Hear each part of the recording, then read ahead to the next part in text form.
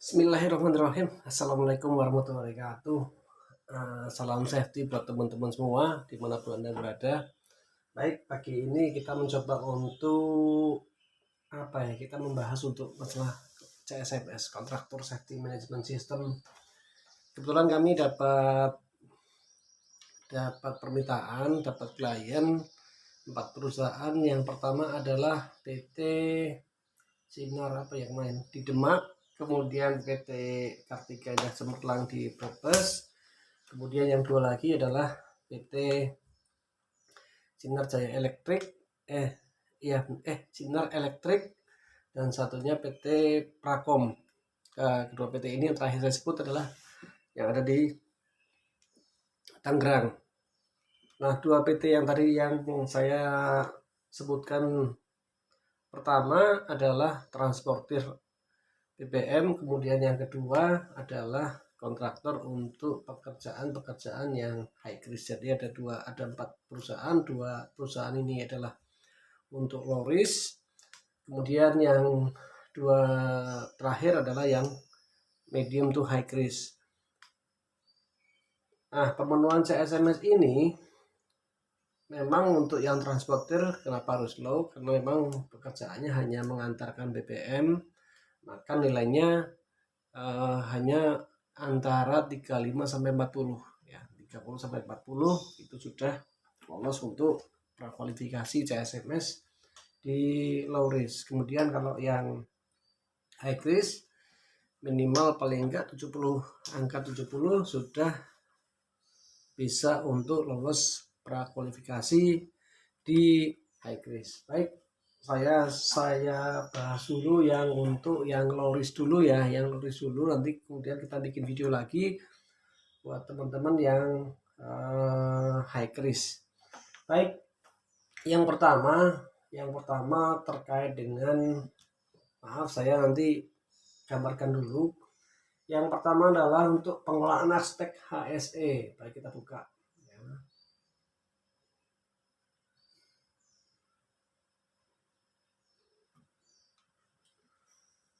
Baik, untuk HSE, untuk aspek inspeksi manajemen, yang pertama adalah menjadi acuan pelaksanaan inspeksi K3 nanti di PT KIC sama PT SI Demak. Ya, nanti sasarannya apa, kemudian PIC-nya siapa. Nah, teman-teman di sini, makanya saya beberapa kali selalu mencoba mengingatkan, memberikan saran kepada teman-teman di perusahaan yang mau kualifikasi. Memang bagi teman-teman perusahaan yang skalanya hanya skala untuk menangani kecil ya di kabupaten, memang tidak begitu dibutuhkan banget. Jadi kayak K3 ini seakan-akan hanya sebatas tertulis saja. Nah, nanti akan terasa pada teman-teman yang perusahaannya sudah mau kerjasama dengan perusahaan lain, akan kerjasama dengan BUMN, akan kerjasama dengan perusahaan-perusahaan asing untuk penjualan dan lain-lain, baru akan terasa, oh ternyata ketika begitu ya, ternyata ketika sebagai pemenuhan utama itu, bahkan pemenuhan utama pertama ya, kualifikasi aja, tender aja harus sudah ada seperti ini. Baik, kemudian di sini kita sebutkan ada tujuan, sasaran ya, kemudian sasaran, PIC-nya siapa. Nah, di sini PIC selalu akan disebutkan adalah tim HSE. Maka bagi teman-teman perusahaan yang akan melakukan tender dan lain-lain, saya berharap teman-teman perusahaan ini HRD-nya tolong usahakan menggunakan keilmuan HRD berbasis K3. Kenapa? Nanti di situ akan lebih enak mencari orang yang memang PIC-nya. Katakanlah oke lah kalau misalkan perusahaan tersebut tidak bisa mengangkat K3 secara struktural. Tapi paling tidak kalau K3 secara fungsional, pilihlah karyawan misalkan. Mencari orang manajer operasional tentang misalkan teknik mesin, teknik industri, kemudian teknik sipil dan lain-lain. Usahakan yang sudah mengerti tentang K3, karena akan mempermudah untuk pembuatan CSMS seperti ini ya. Nah, nanti di sini akan disebutkan nama kegiatannya apa. Nah, safety talk, inspeksi APD, pemeriksaan kesehatan, to work NMCU, kemudian program sanitasi lingkungan kerja dan lain-lain. Ini siapa kalau bukan orang ketiga? Sedangkan manajer operasional, manajer HRD nggak akan paham seperti ini. Ya, tapi maksimal minimal walaupun mereka manajer HRD sekalipun atau manajer operasional produksi sekalipun, kalau sudah mengerti dan sudah pengalaman di bidang K3 paling nggak minimal 2 tahun, mereka akan mudeng, akan paham untuk mengisi isian seperti ini. Ya. Kemudian hal yang dibahas apa? Aspek keselamatan. Tadi safety talk. Safety talk itu menekankan pada apa? Menekankan pada kedisiplinan dan ketaatan penggunaan APD di tempat kerja. Kemudian safety talk itu juga menyebutkan bahwa apa sih kerjaan yang akan dilaksanakan pada hari ini? Apa potensi bahayanya? Apa pengaruhnya pada kita sebagai pekerja? Kemudian apakah dalam safety talk itu sudah disebutkan tentang CSA juga, job safety analysis. Nah, inilah makanya kenapa setidaknya teman-teman mampu untuk melaksanakan seperti ini. Baik, kemudian ada inspeksi APD juga tentang pematuhan dan penggunaannya. Kapan dilaksanakan juga di sini? Safety talk dilaksanakan sebelum pekerjaan dimulai dan dilaksanakan setiap pagi. Oke ya. Nah, safety talk itu akan beda dengan pre-job safety meeting. Kemudian akan beda lagi dengan safety toolbook. Nah, oke, kita buka lagi yang lain. Ini salah satu contoh uraiannya seperti ini. Kemudian sanksi. Oke. Sanksi terhadap jenis pelanggaran dan lain-lain. Nah, kalau perusahaan menerapkan sistem sanksi, maka diharapkan juga perusahaan juga memberikan reward. Ya. Jangan cuman sanksi saja, tapi harus reward juga. Kasihan mereka diberikan sanksi hukuman, tapi tidak berikan reward atau tidak diberikan hadiah-hadiah yang terkait dengan pelaksanaan K3. Oke, kemudian ada kebijakan HSE. Nah, kebijakan HSE ini nanti akan ditempatkan pada saat memasukkan CSMS ini yang dalam bentuk PDF ke OSS. Jadi sistem pelaporan CSMS ini nanti akan dimasukkan ke dalam aplikasi yang sudah disediakan baik itu oleh Pertamina dan lain-lain. Ya. Mereka tinggal masukkan ini satu, di-upload kemudian submit. Upload, submit. Nah, kebijakan HSE ini siapa yang menandatangani? Yang tertangani ya jelas dari pimpinan paling tinggi. Paling nggak direktur lah. Wah, syukur-syukur kalau presdir. Wah, lebih top lagi. Oke, kemudian review kebijakan K3 atau HSE. Oke lah, banyak orang yang mengatakan bahwa Pak, HSE dan K3 itu kan beda loh. Gak apa-apa. Oke, banyak mindsetnya bolehlah orang mengatakan beda boleh. Sama seperti orang di pelayaran. Pelayaran ini paling susah sekali untuk menerapkan sistem K3. Ya, saya katakan mereka masih terkaitnya dengan SOLAS, Safety of Life at Sea, kemudian IMO dan lain-lain. Padahal mereka harusnya tahu bahwa itulah K3.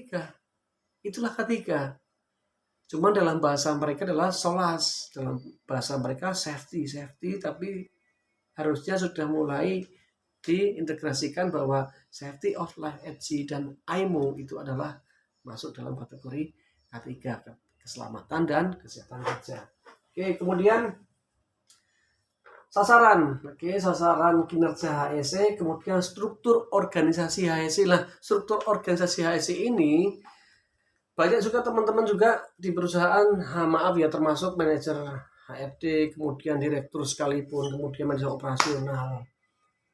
Mereka harus paham bahwa di situ terdapat PP 50 tahun 2012 yang mengatakan bahwa dalam organisasi HSE atau K3, seorang sekretaris K3 dalam P2 K3, panitia pembina K3, di situ disebutkan bahwa seorang sekretaris adalah orang yang punya sertifikat ahli K3 umum.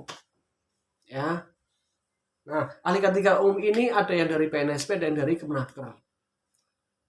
Nah, tapi karena ini adalah CSMS dari Pertamina, maka boleh milih. Di situ boleh milih. Nanti saya tampilkan boleh milih bahwa ahli K3 umum ini perusahaan menyediakan seorang sekretarisnya adalah ahli K3 umum, boleh keluaran Kemenaker atau Kementerian Tenaga Kerja, atau boleh dari PNSP, atau boleh juga K3-nya yang pengawas migas yang dari PPSDM Cepu. Jadi silakan milih, perusahaan boleh milih yang mana. Yang penting di situ tertulis ahli ya, bukan yang level operator. Karena seorang ahli itu pasti adalah minimal dia adalah seorang sarjana D3 dengan pengetahuan dan pengalaman minimal 2 tahun.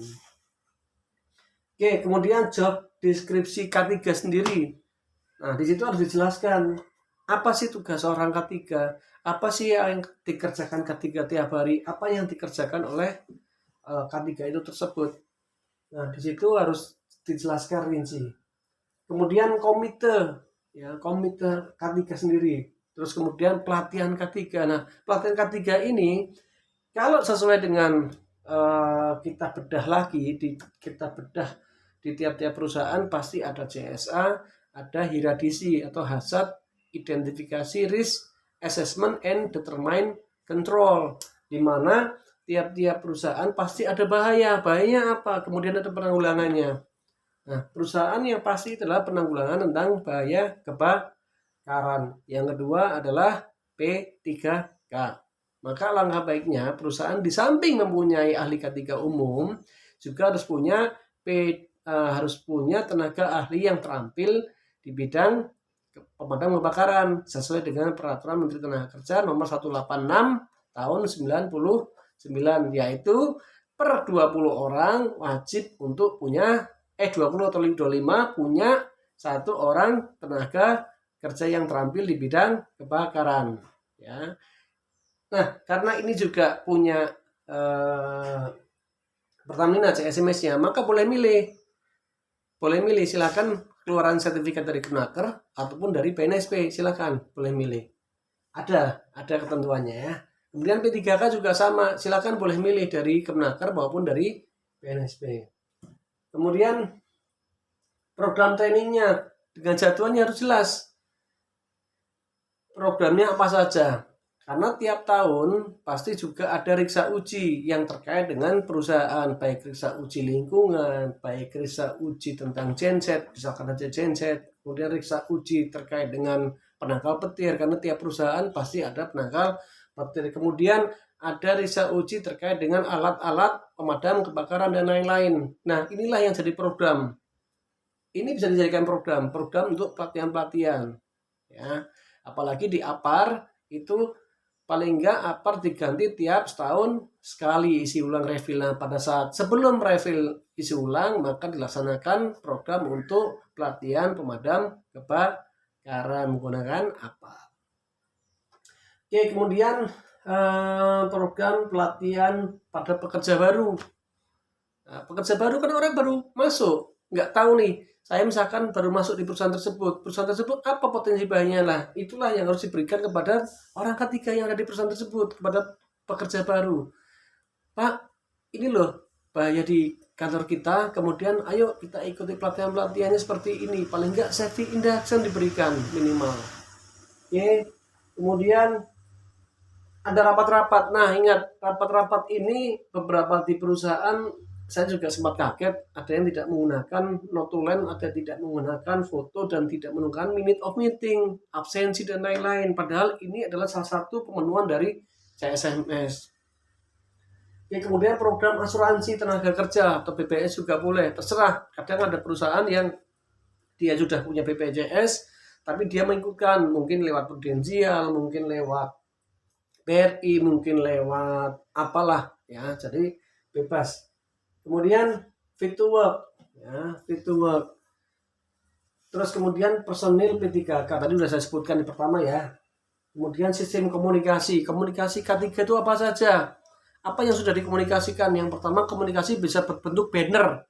Nah, ini juga banyak kantor-kantor tidak memberikan pemasangan banner tentang K3. Kemudian apalagi? Safety induction, kemudian safety talk. Nah, ini juga banyak perusahaan yang tidak menggunakan safety talk maupun safety briefing, safety morning dan lain-lain. Ya, itu adalah salah satu bentuk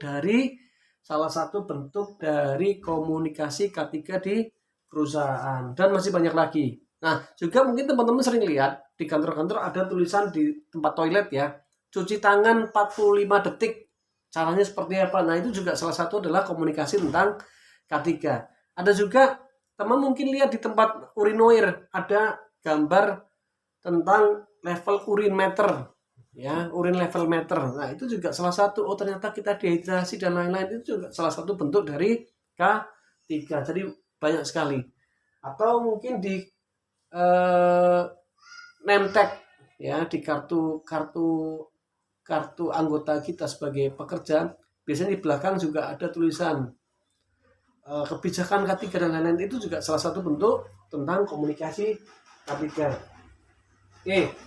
Nah, komunikasi K3 ini ada sampai 1, 2, 3, 4. Ya, 4 lembar, 4 bab yang harus dipecahkan dan dibuatkan dalam CSMS. Kemudian sistem pengelolaan risiko. Nah, di situ teman-teman perusahaan harus bisa membuat CSA dan hiradisi. Nah, inilah belum tentu seorang manajer HRD bisa membuat CSA ataupun hiradisi. Belum tentu seorang manajer operasional bisa. Belum tentu seorang direktur bisa. Makanya bolak-balik pada saat saya memberikan materi dan memberikan konsultan kepada perusahaan-perusahaan, saya bolak-balik ngomong, Pak, tolong dong, lebih baik sih, alangkah baiknya. Mungkin Bapak sekarang memang tidak begitu penting dengan K3, tapi nanti kalau sudah seperti ini, nah baru kocar-kacir, wah ini. Nanti kalau sudah sewa konsultan kayak kami, nanti juga akan ribut lagi. Pak, kapan jadinya lah? Bikin seperti ini tuh tidak semudah yang simsalabim jadi. Ya, satu persatu harus dibedah, satu persatu harus dianalisa, satu persatu harus kita sesuaikan dengan jenis pekerjaan di perusahaan tersebut. Jadi tidak mungkin simsalabim seminggu jadi, hebat sekali kita. Ya. Apalagi ini bentuknya dalam bentuk dokumen. Yang dokumennya jelas, kalau di print banyak sekali. Oke. Ya, kemudian tentang sosialisasi DSA. Nah, setelah membuat pengendalian risiko DSA dan hiradisi, kemudian disosialisasikan. Lewatnya apa? Lewatnya adalah dengan cara safety talk, safety meeting, safety briefing, kemudian pre-job safety meeting dan lain-lain. Ya, banyak sekali pada saat kita mau pekerjaan. Ayo kumpul dulu yuk, ayo teman-teman kita kumpul dulu sebelum pekerjaan. Yuk kita bahas dulu JSA nih. Kita mau kerjaan ini, JSA-nya ini. Nah, itulah. Oke, teman-teman. Kemudian program pembagian APD. Nah, ini yang sangat saya sayangkan.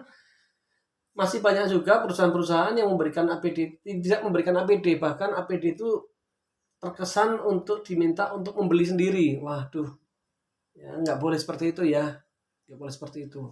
Jadi teman-teman baik dari pihak manajer HRD maupun direktur dan lain-lain, tolong, itu adalah kewajiban kalian semua, kewajiban anda semua yang harus dipenuhi dan harus dibagikan kepada seluruh karyawan secara gratis. Nah, APD ini juga disesuaikan juga dengan hiradisi, disesuaikan dengan CSA, disesuaikan dengan pengendalian risiko, hierarki pengendalian risiko. Tidak semerta-merta bahwa semua pekerjaan harus pakai APD. Sekarang saya kayak gini nih di rumah. Apakah saya perlu helm? Nggak perlu. Apakah saya perlu sarung tangan? Tidak perlu. Apakah saya perlu masker? Nggak perlu. Saya kerja sendiri. Ngapain saya perlu masker? Ya kan? Saya kerja seperti ini, ngapain saya pakai headset? Ngapain saya pakai earplug? Nah, jadi APD itu disesuaikan dengan tingkat risiko dan pengendalian risiko. Ya, yang pertama eliminasi, kedua apa? Substitusi, rekayasa engineering, kemudian administrasi, dan baru APD. Oke, kemudian saya lanjut ya.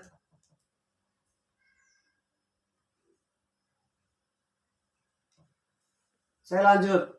Kemudian melakukan pengukuran dan pemantauan. Nah, itu adanya kegiatan program-program tentang pemantauan dan pengukuran, termasuk uji riksa. Baik uji riksa tentang lingkungan, apakah teman-teman ini menggunakan boiler yang punya cerobong, punya emisi gas buang dan lain-lain. Apakah teman-teman ini di tempat kerja menggunakan forklift yang punya emisi dan lain-lain, itu wajib diukur. Ya, ada uji linker. Nah, uji linker ini sudah saya sebutkan di atas tadi. Adanya program pemantauan, program tentang K3, yaitu bahwa kegiatan-kegiatan seperti ini dijadikan sebagai sarana untuk pelatihan. Oke, kemudian prosedur tentang investigasi keadaan darurat dan kecelakaan K3. Nah, makanya kalau teman-teman punya seorang ahli K3 yang minimal paling nggak 2 tahun dan seorang sarjana ya tentunya, beda ya. Jadi ada orang K3 yang memang dari SMA, tapi jangan sampai tenaga yang dari SMA ini dijadikan atau difungsikan sebagai orang ahli K3 yang untuk membuat manajemen, karena bukan tupoksinya. Ya, ingat operator K3 ya ada sertifikat ahli K3 tapi level operator, dia itu pekerjaannya lebih banyak hanya untuk melaksanakan ahli K3. Ya, hanya sebagai operator pelaksana, bukan untuk berpikir. Nah, ini kadang teman-teman juga banyak HRD yang cari karyawan orang K3 SMA nggak peduli, pokoknya yang penting K3, tapi ternyata job desk-nya disuruh untuk berpikir, nggak nyanda, bukan pada tempatnya, maaf ya, bukan pada tempatnya. Kemudian membuat prosedur kerja SOP berdasarkan kegiatan yang ada di perusahaan itu. Jadi SOP-nya yang ada di perusahaan itu, jangan SOP yang lain. Misalkan perusahaan itu kok tidak ada H2S-nya. Nah, ngapain membuat SOP tentang H2S? Karena misalkan di situ tidak ada potensi bahaya H2S. Ngapain membuat SOP tentang ketinggian kalau perusahaan yang tempat kita kerja itu tidak ada pekerjaan di ketinggian. Jadi semua disesuaikan dengan KIRA, DC, dan CSA. Oke, kemudian subkontraktor dan manajemen of change. Nah, di sini teman-teman paling enggak, nah inilah. Kemudian ada kegiatan tentang procurement. Nah, teman-teman procurement ini juga dilibatkan. Jadi, kegiatan yang di CSMS ini melibatkan semua aspek, semua pekerjaan, semua pekerja yang ada di tempat perusahaan itu untuk membuat CSA dan HIRA DC. Karena apa? Karena mereka lah yang tahu pekerjaannya masing-masing. Karena mereka lah yang tahu tentang bahaya pekerjaan masing-masing. Tidak mungkin saya orang pengetik, saya tahu tentang pekerjaan mereka. Kan nggak mungkin. Masa saya misalkan saya sebagai admin, saya disuruh untuk mengetahui kegiatan orang yang berusaha ketinggian. Kan nggak mungkin. Saya tahu apa misalkan seperti itu ya. Oke, kemudian tentang subkontraktor. Nah, admin pun tidak akan mengerti tentang pekerjaan-pekerjaan dari procurement yang ngurusin masalah kontraktor ya. Orang-orang yang ngurusin kontraktor itu sendiri yang tahu tentang pekerjaan-pekerjaan itu. Kemudian daftar pemeliharaan alat, adanya checklist alat, kemudian adanya inspeksi alat. Ya, itu salah satunya yang ada pada kegiatan-kegiatan inspeksi dan uji riksa ya, pengujian dan pemeriksaan peralatan terkait dengan K3. Kemudian prosedur pengendalian dokumen.